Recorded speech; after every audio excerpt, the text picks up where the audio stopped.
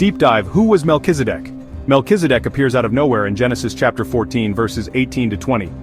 Then Melchizedek king of Salem brought out bread and wine. He was the priest of God Most High, and he blessed Abram, saying, "Blessed be Abram by God Most High, creator of heaven and earth, and blessed be God Most High, who has delivered your enemies into your hand." Then Abram gave him a tenth of everything. This short passage raises more questions than answers. Who was Melchizedek, and why is he both a king and a priest? How is he a priest of God Most High before the Levitical priesthood even existed? Why does Hebrews chapter 7 verse 3 say he had no father, no mother, and no genealogy? Why does he bring bread and wine similar to Jesus at the Last Supper? Let's explore some theories about Melchizedek's identity. Melchizedek, whose name means King of Righteousness, was the king of Salem, which is believed to be ancient Jerusalem. His appearance in the Bible is brief but significant, bridging the gap between the patriarchal age and the later Levitical priesthood. Melchizedek's dual role as both king and priest is unique and sets a precedent for the later understanding of the Messiah.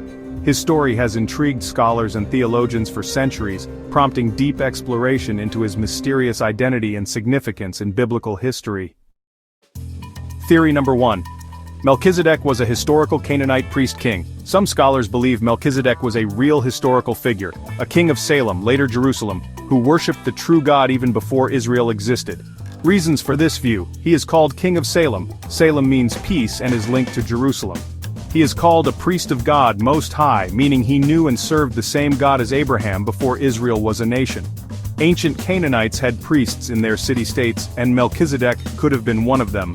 Supporting this view, some scholars point to the Amarna letters, which mention a king of Jerusalem during the 14th century BCE. The Bible never mentions his birth or death. This is highly unusual for a historical figure. The writer of Hebrews chapter 7 verse 3, implies that Melchizedek is more than just a normal human. Some scholars suggest he could be a literary construct or a divine figure. Additionally, the discovery of the Dead Sea Scrolls has provided more context, suggesting that Melchizedek was revered in some Jewish traditions as a heavenly figure. Some historians argue that the lack of detailed records about his life could indicate his role as a symbolic or legendary figure, rather than a historical one. Theory number 2. Melchizedek was a pre-incarnate Jesus, a Christophany. Another view held by many Christians is that Melchizedek was actually Jesus appearing before his birth, a Christophany. Reasons for this view: Hebrews chapter 7 verse 3 says, "Melchizedek has no beginning or end, only God is eternal. He was a priest and king, just like Jesus, who is both our king and high priest. He brought bread and wine, which foreshadows Jesus' Last Supper and the New Covenant."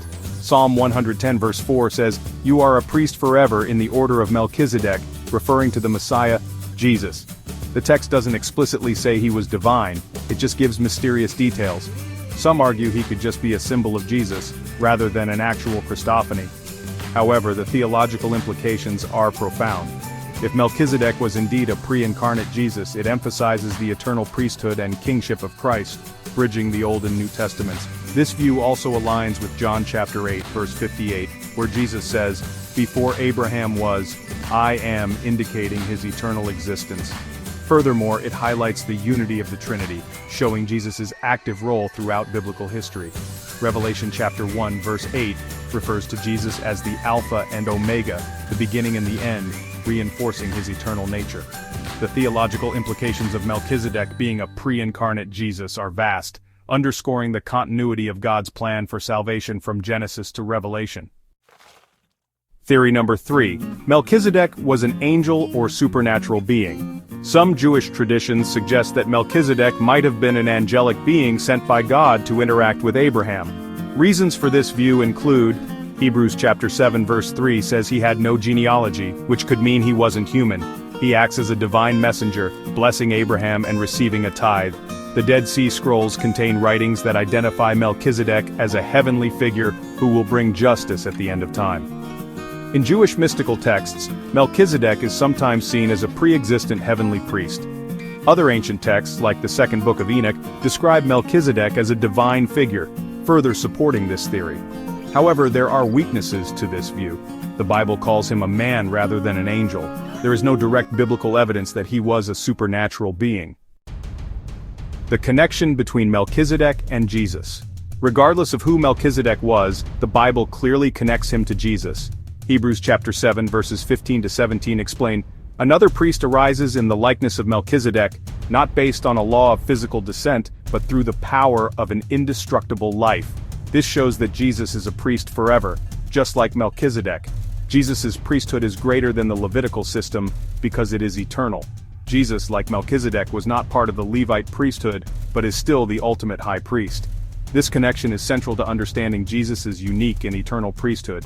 Psalm 110:4 also prophesies, "You are a priest forever, in the order of Melchizedek."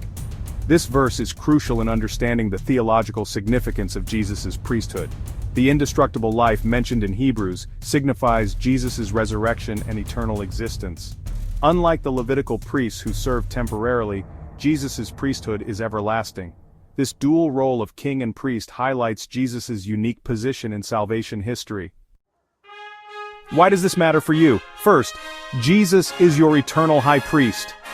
Unlike earthly priests who die, Jesus lives forever to intercede for you, as stated in Hebrews chapter 7 verse 25. Second, salvation is not based on the Old Testament law, it is based on faith in Jesus, just like Abraham's relationship with Melchizedek. Third, the mystery of Melchizedek proves that Jesus was always part of God's plan. He was foreshadowed long before he was born. Understanding Melchizedek helps modern believers see the continuity of God's plan through Jesus.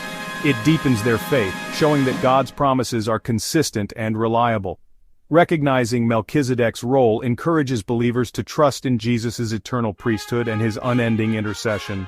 This understanding fosters a deeper connection to their faith and a stronger sense of community among believers. Melchizedek remains a mystery. Some say he was a historical king. Others believe he was an angel or even Jesus himself. What do you think? Share your thoughts in the comments. Join the conversation and let us know your beliefs.